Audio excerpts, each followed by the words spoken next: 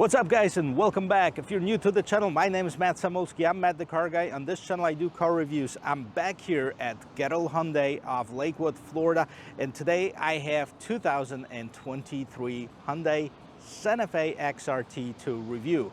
Now, the Santa Fe in general is a carryover model from 2022, which means that there's no changes on the vehicle itself other than the different trim and packages that are available for 2023. And today I'm going to take you on a complete tour of this 2023 XRT model. We're going to check it out completely. At the end of this video, I'm going to take you for a spin in it. Now, if you like watching videos like this or automotive content in general and you haven't subscribed to my channel, right at the bottom corner of this video there's a red subscribe button.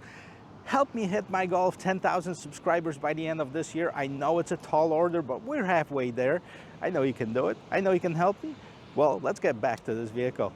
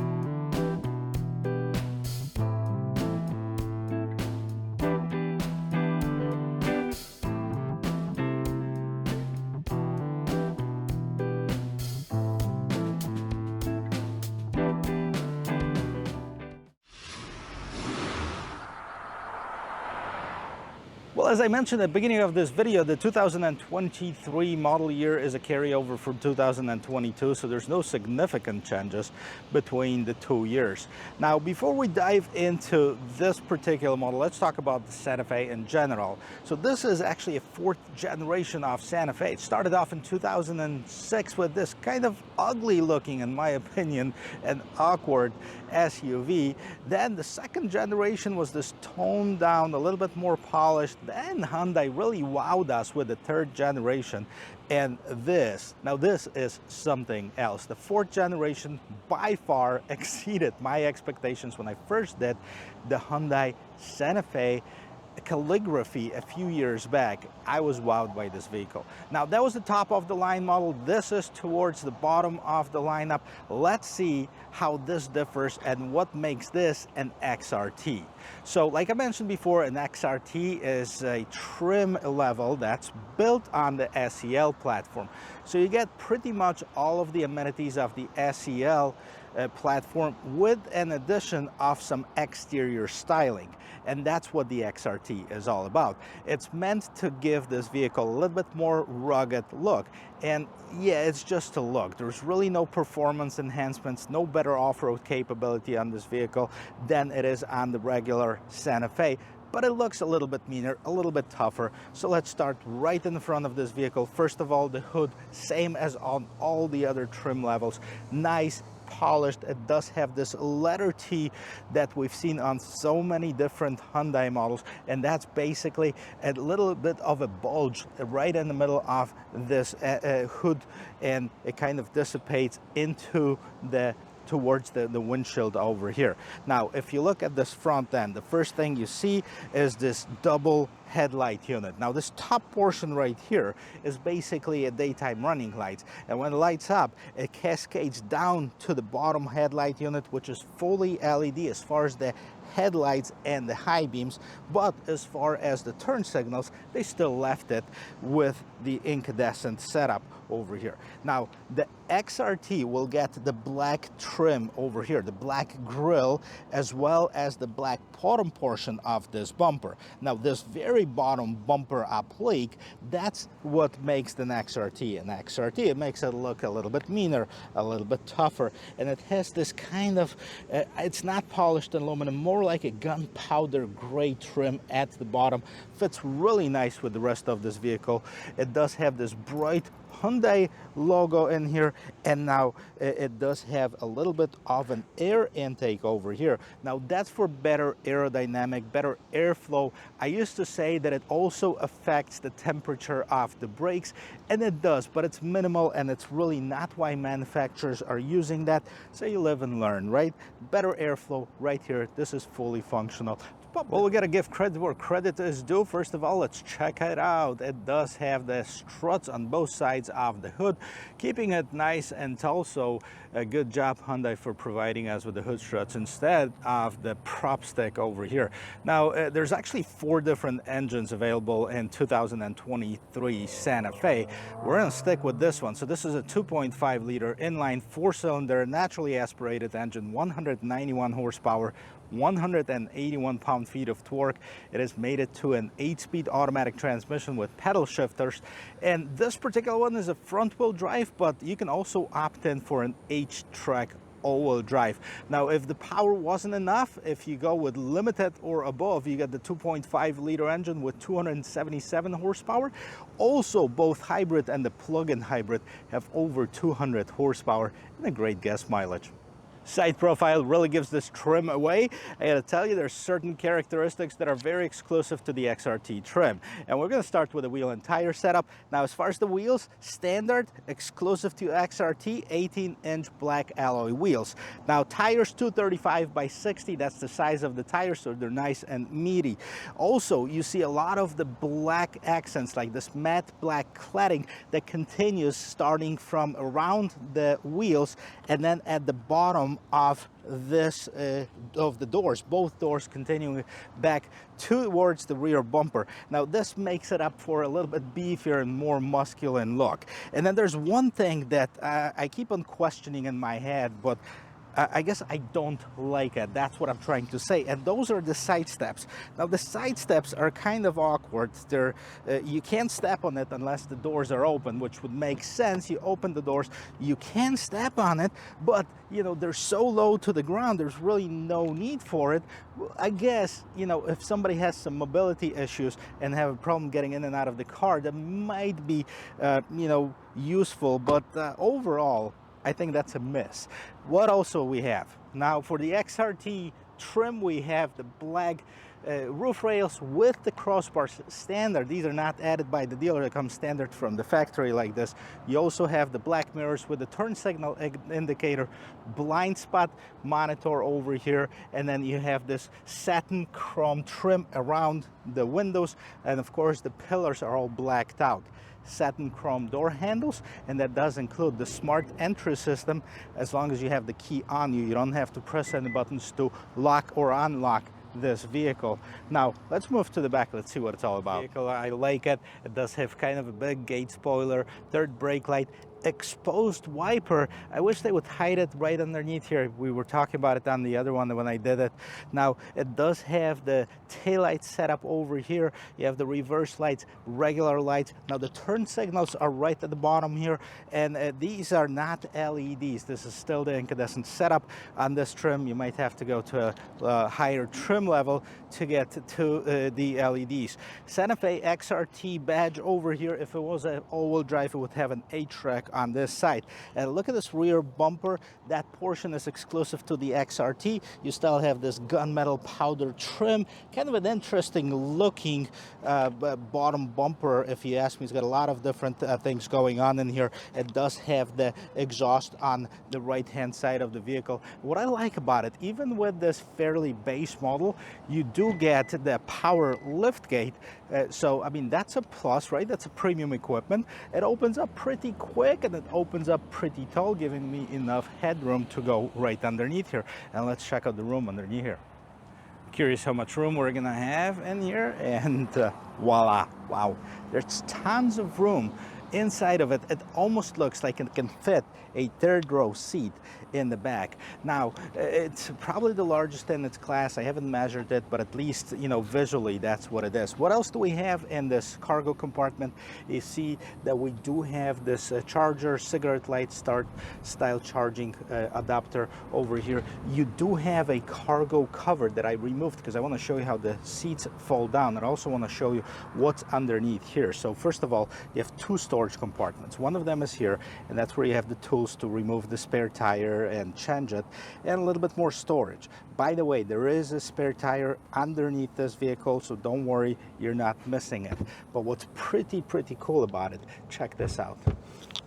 Wow, how cool is that? You have more room, some hidden compartments right underneath here. You can fit tons of stuff in here, which is very nice. Now, the seats do fold down. I wish there was a little levers or something like this to pull to fold the seats down. You do have to get inside to fold them down. Let me do that and show you how much room we have.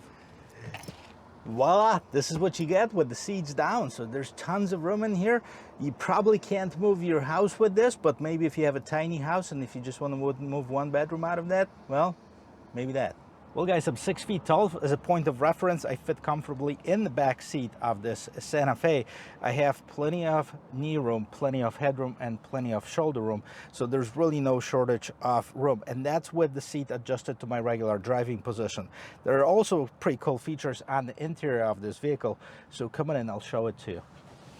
All right, before we get to the interior of it, I just want to show you of how low to the ground this running board is in the back. So those are the side steps, I guess, not running boards, but the side steps. They're fairly low to the ground. And if you close these doors, there's really not much sticking out, so they're nicely hidden. However, I'm not sure about the usability of it. I mean, you can easily step over it, and this is not high to get inside of this vehicle. So I think it's a miss on Hyundai's part, but let me know what you think in the comment section. Now, as far as the door itself, I mean, there's a lot of black materials, but I gotta tell you, this is soft plastic, this is hard plastic, this is hard plastic, so a lot of hard plastic in here. You do have a speaker cover underneath here. You do have a little bit more storage. You can put some bigger bottle or something like this in here. And when I first looked at it, I go like, wow, they put leather in the Santa Fe XRT, but they call it an H-Tex material. So this is a man-made material. It's not leather, actually. It looks and feels like one, though, and hopefully it's just as durable. Now, no animals were harmed while making this vehicle, well, at least the seats of it, so, I mean, I guess that's a good thing. Does it make me a bad person liking leather on the vehicles? Well, I don't know. So you do have an armrest with two cup holders in the middle, and then plenty of room for your feet. A little bit of a bump, not big, not bad at all. Then you do have your own vents, and you have your connectivity right underneath here. You have two USB ports right there. I wish they put USB-Cs. I think that's the direction where the electronics world is going. Well, let's check out the quality of this vehicle by listening to the way the door shut. Boom, it is a nice and solid thump. I gotta tell you, some people argue that this is not a measure of quality anymore. To me it is, so I'm gonna stick to it. Well, let's take a look at the front door setup right here. It's pretty much the same as the rear, with the exception you have this nice trim over here. I'm not sure what this is. It looks kind of like a 3D printed aluminum plus carbon fiber looking trim. Really hard to define, but it is nice looking trim. Then over here you have all of your window, mirror, and door locks control, and then as well you have the speaker underneath here and a little bit more storage underneath there. Moving on to the interior of this vehicle, let's see what we have. First of all, Santa Fe on the door sill. You see that the driver door seat is power adjusted. Now the passenger is still manual, and then look at the way the seats look. Very nicely contoured, still dressed in this H-Tex material. And then what do we have on the left hand side of the steering wheel? So you have your dimmer, lane keep assist, gate opener, traction control, and the electronic parking brake. The steering wheel is tilt and telescoping, and then let's go inside to check out the rest of it. Check out the interior of this 2023 Santa Fe XRT. overall, it's a very eye-pleasing interior with a lot of nooks and crannies to put stuff in, but also visually, check this out. This is this double tier or triple tier dashboard over there. You can see that trim right in the middle of it going across this vehicle. This is nice and softer to the touch. You have a little shelf over here for the passenger. You can store a cell phone maybe, and then of course you do have your glove box, regular size glove box. Now, as far as storage, there's no shortage of it. Let's check this out. Right underneath this console, you also have more storage as well as some charging power over there. So let's move on up on top and see what else we have. The setup over here, I like the steering wheel. I think it's a nice size. It's good to the touch. You do get the leather wrapped steering wheel on the XRT trim. I think that's new for 2023. And then you do have the pedal shifters. Like I said, it's an 8-speed automatic transmission with pedal shifters, multifunction steering wheel, so you have some different buttons over here. Now, over on the left hand side, you have the phone button, volume button. These are the different modes button. This is customizable, and then you can select different options as far as if you're going through the radio. Now, on the right hand side, you have the pages button that controls what's going on the little screen in the middle of the instrument cluster. Your cruise control settings over here, and then you have your lane keep assist, and then again the select and up and down button.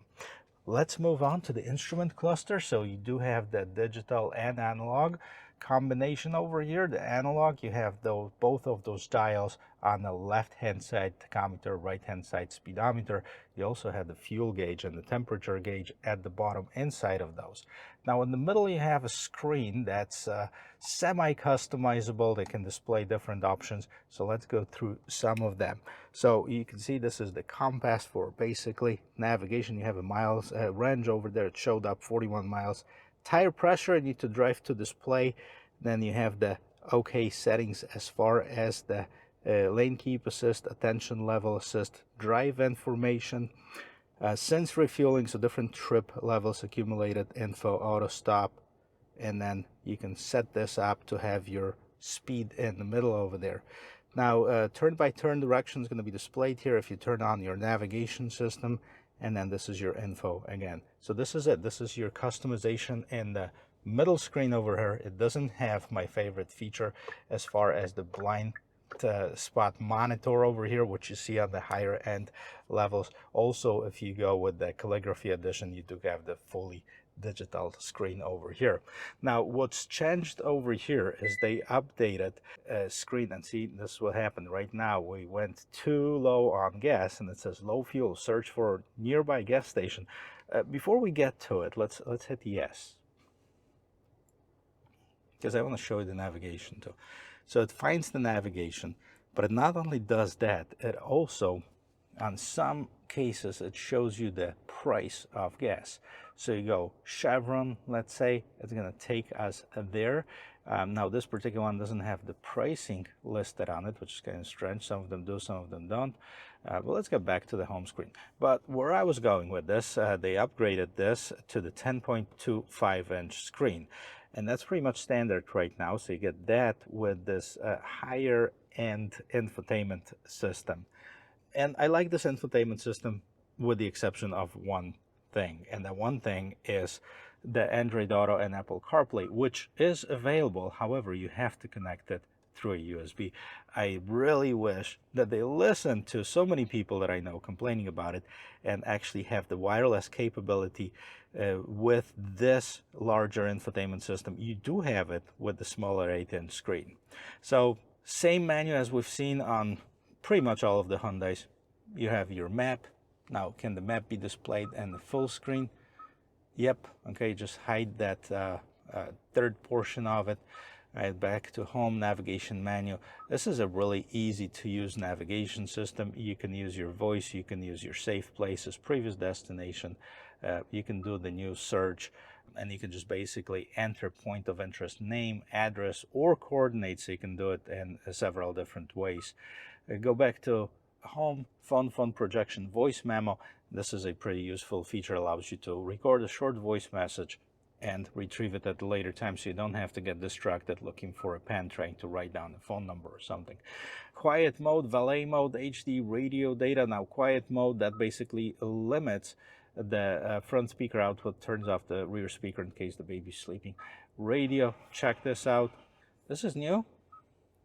I thought it was going to have the transistor radio looking display. I guess they must have changed that, so you don't have that. It's kind of a shame. I like that. Media, you have different sources for the media. FM, Sirius XM, Sounds of Nature. Let's actually turn on the Sounds of Nature and let's see if we can check out the sound quality.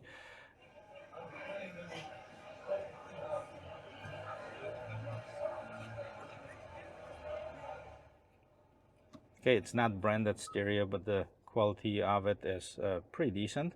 Second page over here, you have the Blue Link, which is a Hyundai subscription service, notifications, and a link for your user manual. You can scan that with your phone, and then basically it takes you to the user manual. So moving down, you have your vents, hazard lights, and then you have this console, kind of like we've seen on the Hyundai Palisade. I really like the design of it and the placement of it. Lots of buttons. If you don't like to play around with the top screen over here, you can control a lot of the features from here. So let's start from the top portion right here. So you have your volume and tune knobs right here. Now these can be reversed. Matter of fact, if you press any of those buttons before you set them up, like the start button over here, the mode button on the steering wheel, so volume tune knob over here, check this out. I can actually make the volume knob a tune knob and vice versa if I wanted to. I can also customize the buttons on the steering wheel and the button right over here. So you have map, navigation, shortcuts, that's the custom button. Seek, track, radio, media setup, tune on the other side. This is where you control your climate control, and I wish you were able to control it from the top screen over here. I'm not sure why Hyundai does not do it. The drive mode selector, the automatic engine on off, auto hold. You have your parking camera over here. Put it in reverse. Yep, here you go. Once you put it in reverse, you have the trajectory lines that pop up. A decent camera system, not the best, not the worst, but you know, again, we're looking at the base trim. I know on the higher end trims you have the 360. You do have a heated seats on this XRT trim, and you can see those are for the ventilated seats if the vehicle had them. Overall, I like this trim. Hope I can give you a little bit of a close-up of it, see what I'm talking about. This is kind of this carbon fiber 3D looking trim. What else we have here? We have two cup holders, your phone holder over here, USB, and this is your wireless charging. So you do have wireless charging with this vehicle. You have a little bit more storage over here. And up on top, the only thing that you have is the light controls as well as your Blue Link SOS. And this is it, regular mirror, nothing too fancy or crazy about it. You do have your mirrors on both sides, and if you need them illuminated, that's where you turn this on. So this will conclude the interior of this Santa Fe 2023 XRT, and let's take it for a spin. Well, the vehicle is running. I'm ready to take it for a spin. Before we do that, now one thing that at the time of this filming, and we are right now on August 10th, the Hyundai still has not updated their website as far as the pricing and the specs for 2023. So we're going to go with 2022 pricing, and I'll tell you the XRT in 2022 used to be $32,750. And if you look at this sticker right here, it's at $33,700, the base MSRP. Now this particular one has a carpeted floor mats, cargo net, cargo tray, cargo cover, rear bumper applique, and wheel locks, and with destination total MSRP comes up to $35,650. $90. So actually it looks like it's about $1,000 more. They've done some updates that they haven't done for 2022. So you have a different seating material, you have a larger screen over here than you did in 2022. So I guess that would be worth that price adjustment. And you also have the two lower trims, the SE and the SEL, if you wanted something a little bit more basic than this particular one.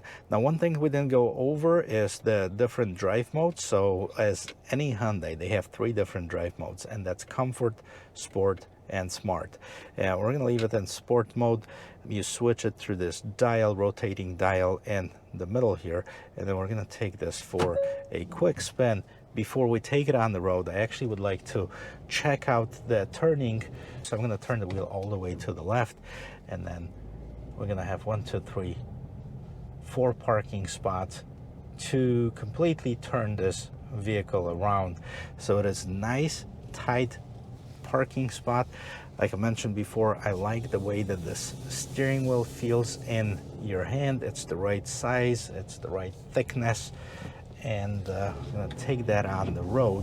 Naturally aspirated engine, 2.5 liter, 191 horsepower. As a reminder, for those of you who didn't pay attention in the beginning of this video, see how it drives?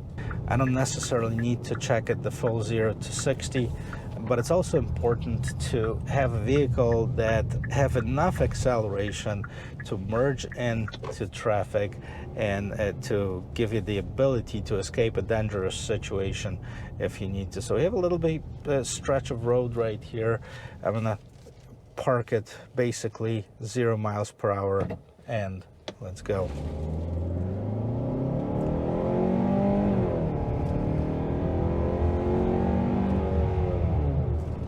Okay, we got it to 50 miles per hour. It was not the fastest thing out there, but it is pretty capable. Like I said, there's no issues with getting in and out or out of dangerous situations. Another thing to check is I'm gonna hit the brakes. I wanna make sure there's nobody behind me and see if this vehicle is gonna dive or how it's gonna react to a strong braking. It looks like we're coming up on a fairly good spot. I'm doing about 30 miles an hour right now or so, and I'm gonna really hard press this braking.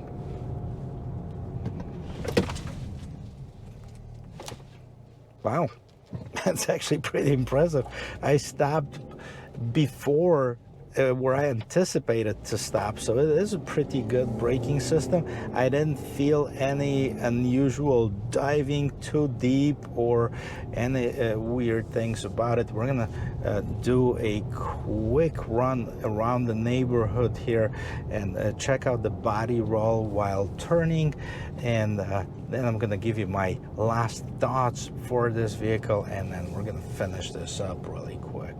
We're gonna do a turn around in here and see how this vehicle handles the body roll over here. And it leans a little bit, but not too bad. It's fairly stable. The suspension absorbs it very well. Overall, a very pleasant to drive vehicle. Well, it's time to sum it all up. So there's a few things that I'm not too crazy about it, but that's very subjective because this is my opinion only. It's no gonna affect the way that this vehicle drives or performs or anything like this. But I'm not a big fan of the styling, and I do like a little bit more rugged exterior.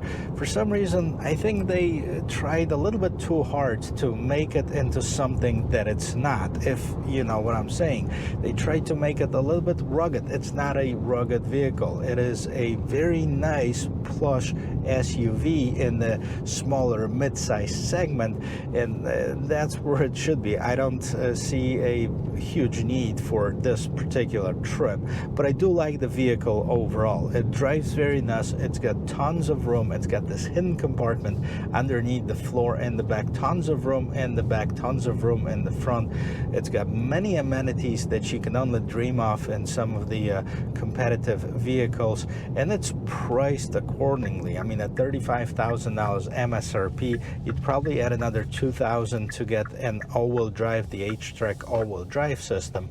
But overall, it's priced fairly competitively in the market. So if you're looking for something that's bigger than your regular CR-V or RAV4 or Nissan Rogue, this is a great alternative with about the same price, quite frankly, as the smaller ones. Definitely don't skip it. As far as the engine, I was kind of worrying that regular 2.5 engine is not going to have enough guts to perform. Well, while you're not going to win in the races, that's not why you're buying this vehicle. It does have plenty of pick up and go power for the regular everyday driving. It is pretty quiet. You know, if you need more horsepower, Santa Fe gives you 4 engine options, like I mentioned before, so there's something for everybody. As far as the gas mileage, not bad. One thing to mention, as always with any of the Hyundais, is the warranty. You have 10 years, 100,000 miles powertrain warranty on the vehicle, and that's the best in its class. 5 years, 60,000 miles, new vehicle, limited warranty. Can't go wrong with this. Guys, thank you very much for watching. I'm back in the parking lot right here, and I hope this was helpful. I hope you learned something. If you like watching videos like this, don't forget to subscribe to my channel. It helps me out a ton. Help me reach my goal of 10,000 subscribers by the end of this year. I'll see you in my next video. Cheers.